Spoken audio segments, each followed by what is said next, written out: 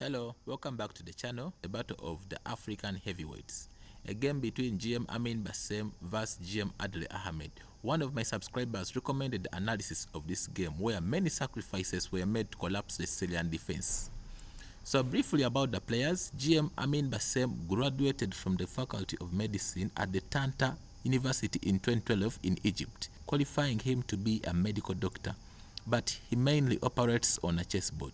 He was awarded the Grandmaster title by FIDE in 2006. Amin is the highest rated Egyptian and African player and the only medical doctor to have a FIDE peak rating of 2700 plus. Amin has won the African Chess Championship 7 times, while Adly Ahmed acquired his International Master title in 2001 at the age of 14 at the Under-20 Championship in 2004. Adly then went on to earn his Grandmaster title in 2005, making him the first Egyptian and the youngest ever African to achieve this feat. Adly graduated from the Arab Academy of Science, Technology and Maritime Transport with a degree in Business Administration in 2020. Subsequently, Adly went on to start his own chess academy in Cairo. Adly believed that had he been given the help, he would have risen to the greater heights and thus intended to provide this assistance to the young players. Ladies and gentlemen, let the fireworks begin. The white pieces, Bassem played e4 and c5 from Adly Ahmed, which is the Sicilian defense. Knight f3 and d6. So d6 is aiming to go ahead and play the pawn on e5. So d6 will be supporting the pawn on e5. So white stops that plan by playing d4, c takes d4, knight takes d4. And in this position, Adly played knight f6, attacking the pawn which is in the center. And after knight c3, defending the pawn, a lot of variations which black can pick on. For example, g6, trying to fianchetto the bishop on g7, s6, which takes us the Sicilian native. Adly played s6, the Sicilian native. And in this position, there's a line which is interesting, which begins with h3, and after e5, knight b3. But however, Bassem played bishop c4, stopping any further advancements on the pawn on d5. Adly played e6 to develop for the bishop, which can be played on e7, bishop b3, b5, short castling. You may be asking yourself, why in this position? Why can't black just play b4 and then they can win the pawn which is on e4? For example, if you play b4, then black wins the pawn, but white has a thunderous attack. For example, knight f4, and after knight takes e4, rook comes to e1, attacking the knight which is on e4, and after d5, then bishop f4. If black goes ahead to play bishop d6, then this calls for another tactical blow, which can begin with knight takes e6. You see that the knight is dominating the position, threatening to play knight comes to g7 check, and the bishop can still support it this way. So black has no choice other than taking the knight, so bishop takes e6. And in this position, after bishop takes e6, then rook takes e4. D takes e4, then bishop takes d6. So you said the bishop has cut off the king, it can't castle anywhere. Bishop takes b3, a takes b3, h5, and after queen d4, you see that white is dominating the position. And all I can tell you that this position is very hard to play if you are playing it from the black side. That's why after short castling, Adly played bishop b7. And in this position, Bassem played rook e1, knight b d7, then bishop g5, h6, so bishop takes f6, and knight takes f6. In this position, there was an interesting continuation, which would begin with knight takes e6, and after f takes e6, bishop takes e6, h5, trying to stop the queen from entering the king side from this diagonal. Queen f3 with an aim of coming queen f4 and checking the king, then rook h6, trying to take control of the g6 square, f4, trying to attack on both sides of the board, and after b4, closing up the position, knight d5. And so you see knight d5 is a very powerful move. In case of a knight, then the queen can enter. In case of the bishop, then the pawn can open up and the rook will be immediately on the king, so it's not advisable to take the knight. So rook b8 and then rook a d1. And I can tell you, at least if you look at all the pieces of white has a compensation to play in this game, and there is no grandmaster who would wish to have such a position against a fellow grandmaster. That's why after knight takes f6, Bassem played another simple move. He played f4, trying to attack on both sides of the board.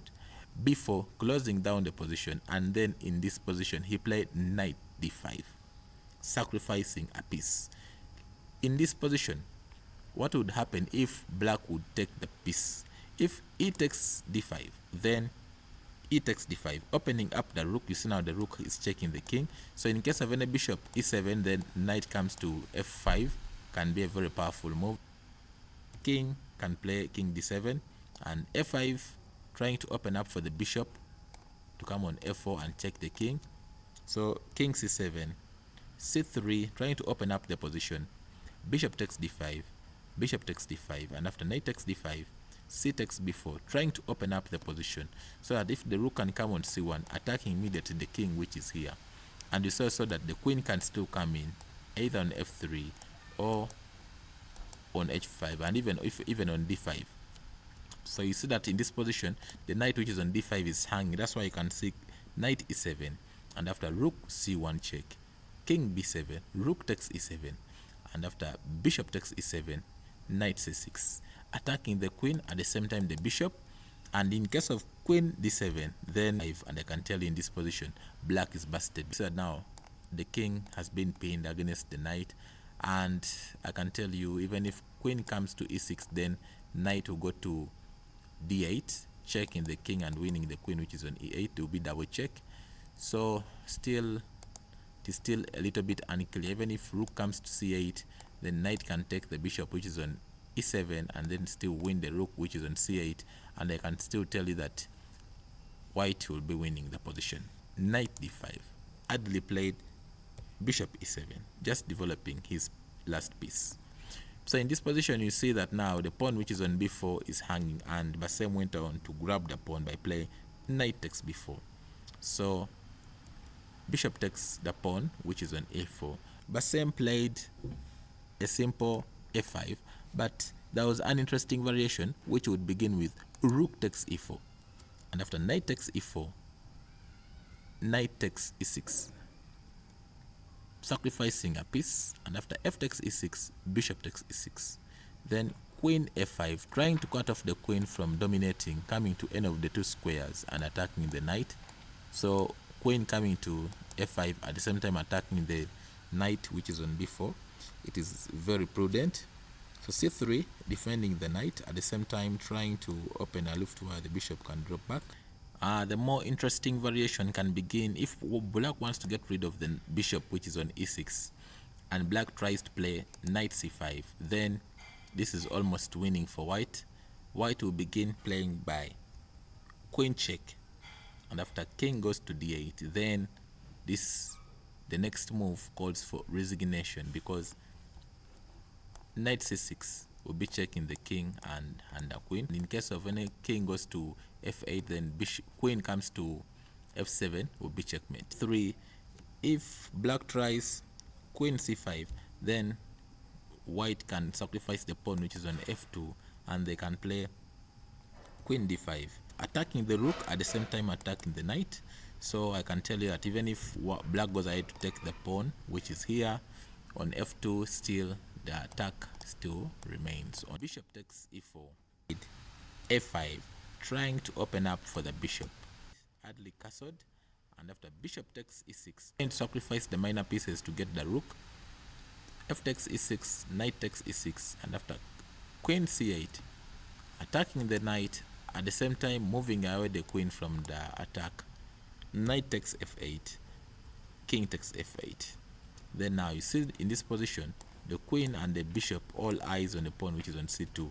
That's why Bassem played c3, and in this position Adly played queen b7, but better would have been queen c4, dominating the whole of this diagonal and also creating room to connect the rooks. So that's why he played queen b7, attacking the pawn which is on g2. Then f3, defending the pawn, bishop f5, and in this position Bassem played queen d4, d5, trying to come and trap the queen just in future. That's why you see after rook comes to c8, then bishop c5 will be a real threat. That's why you see king h1, rook c8, then knight takes a6. This is a tactical display. In case of queen takes a6, then queen e5, attacking the bishop which is on e7, at the same time the bishop which is on f5. That's why after knight takes a6, Adly played queen takes b2, attacking the bishop at the same time the bishop which is on f5, queen b7, defending the bishop which is on e7 and attacking the knight which is on a6. Then queen takes bishop and queen takes knight, rook e6, attacking the queen, trying to pave way for the passed pawn to go. So the best move would have been queen coming to c4, trying to defend the rook. Adly played queen a8, and after a6, rook c7, trying to defend the bishop, queen e5, rook d7, rook e1. Now you see that all the pieces are attacking the bishop which is on e7, and in this position Adly played bishop c5, rook takes knight on f6. Now in this is a position which swings black into zugzwang.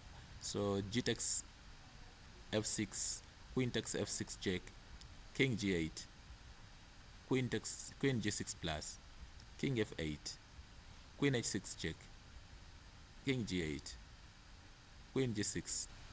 Adly felt that he could push on and win this game because he had a piece up. So he played king f8, and after rook comes to e5, threatening to play multiple checks and can go ahead to checkmate black. Black played rook g7, trying to attack the queen, rook f5 check, and now the king can't move away from the rook because the rook will be a free piece, king g8. So queen e6 check, king goes to the last edge, that is king h8, rook h5 check, f7, rook h7, then queen f6 check, and in this position Adly resigned. So thank you so much for watching the channel, and I'm looking forward to bring you more and more appetizing and enticing games. Hope to see you in the future, and I wish you the best of luck in your games.